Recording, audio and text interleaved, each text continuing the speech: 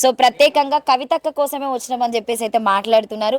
చూద్దాం అటు సైడ్ కూడా ఇంకా చాలా వెరైటీలు ఉన్నాయి. ఎందుకంటే ఈ వంటల్లో కూడా చాలా డిఫరెంట్గా వెరైటీలు ఉన్నాయని అయితే చెప్పడం జరుగుతుంది.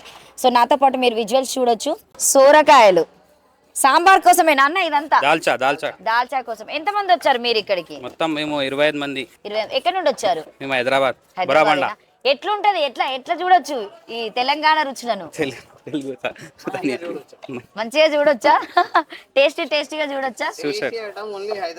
చూడొచ్చు మేడం. బయట సైడ్ లో ఈ మన మెటీరియల్ దొరకదు. హైదరాబాద్ బిర్యానీ ఉండని, డబల్ కా మిఠా ఉండని, ఏ ఐటమ్ ఓన్లీ మన హైదరాబాద్ లో చూడొచ్చు. ఓకే. సో ప్రత్యేకంగా బెడ్ అంటే ఆ బ్రెడ్ కట్ చేసి పెట్టారు. అది షాహీ తుకుడా కోసం. Okay. Shahi tukda Hyderabad famous dish.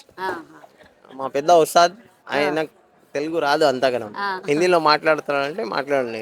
Okay. మొత్తానికి అయితే ఇంకా బ్రెడ్ అయితే వేంపడం కూడా జరుగుతుంది బ్యాక్ సైడ్ లో.